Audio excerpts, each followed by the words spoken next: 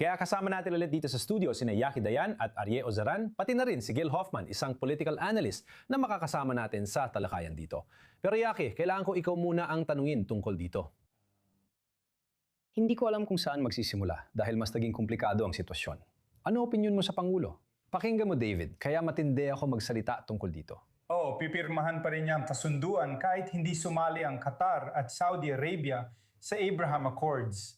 Pero iniisip ni Pangulong Trump ang dalawang bagay. Iniisip niya hindi lang ang kasunduan sa mga Iranian, kundi pati ang pagbabago ng gitnang silangan. Ang pagbabago ng gitnang silangan ay konektado sa kanyang pamana, ang Abraham Accords. Pinalalawak ang Abraham Accords at ang pinakamahalagang hiyas, masasabi ko, ay ang Saudi Arabia, walang duda. Iniisip niya na may kalamangan siya ngayon dahil gustong-gusto ng mga Saudi ang kasunduan na hinihingi nila kay Pangulong Trump. Sinusubukan niyang pagdugtungin ang dalawang bagay na ito. Mag-aatubili akong sabihin na gagana ito dahil hindi ko nakikitan sa sali ang Saudi Arabia lalo na bago ang eleksyon dito sa Israel sa Abraham Accords. Maganda na itinutulak ito ni Pangulong Trump bilang pamana niya. Mahalaga ito sa rehiyon. Nakita rin natin ang ugnayan ng UAE at Israel noong bigmaan. Ipinagtanggol ng Israel ang UAE. Isang alyansa ang nabubuo. Eksakto. Ipinakita nito kung gaano kahalaga ang Abraham Accords. Gusto talaga naming makita ang pagpapalawak pero di ako sigurado kung tugma ito sa kasunduan sa Iran. Arya, ano ang basa mo? Ibig kong sabihin, tungkol sa posisyon ng Saudi. Kasi parang medyo pinipilit niya ang Saudi dito na sabihin, uy, dapat sumali na sila agad. May utang sila sa atin dito. Ano sa tingin mo ang posisyon ng Saudi tungkol sa Iran at sa posibleng kasunduan sa ngayon? Saan sila nakapwesto rito? Para sa mga Saudi, kabaligtaran ng sinasabi ni Trump ang iniisip nila. Ayon kay Trump, may utang ang Saudi sa atin. Pero para sa mga Saudi, si Trump ang may utang sa kanila. Si Trump, US at Israel ang nadala sa mga bansang Arabo sa Gulpo, sa digmaan.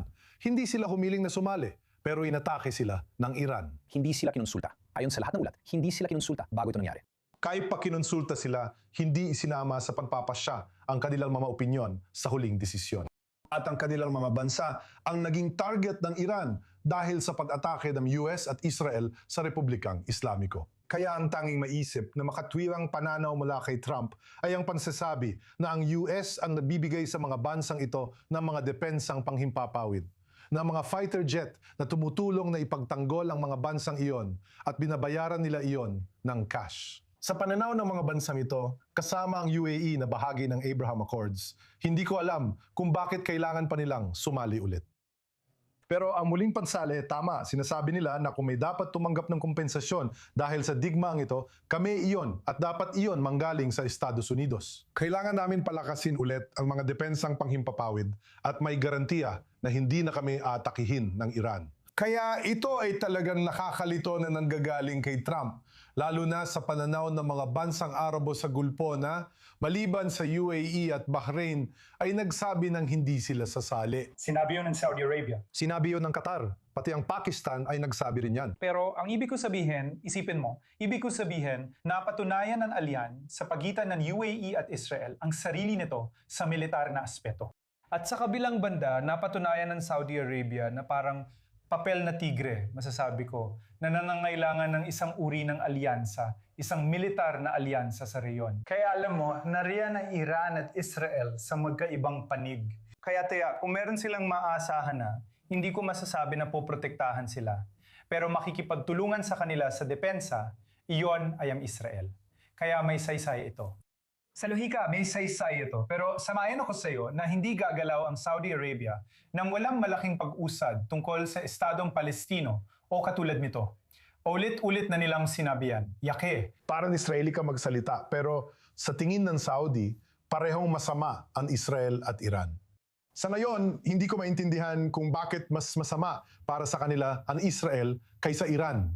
Gusto nilang palugurin.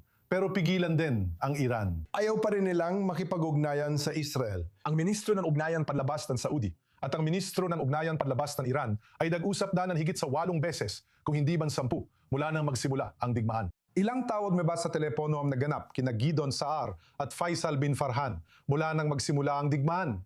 Malamang wala o isa lang na di opisyal. At kaya sa huli, kahit pagkatapos ng lahat ng nangyari. Hindi ko ipagtatanggol ang posisyong ito, pero tila mas gusto ng Saudi na panatilihing malapit ang Iran para yakap ng oso, para subukang pakalmahin at pigilan silang umatake muli. Hindi gagana ang pulisyang ito dahil magpapatuloy ang Iran sa pagbabanta sa rehiyon. Kasama na ang Saudi Arabia. Pero ang Israel ay hindi susyon, madagdagan pa ng isa pang gulo.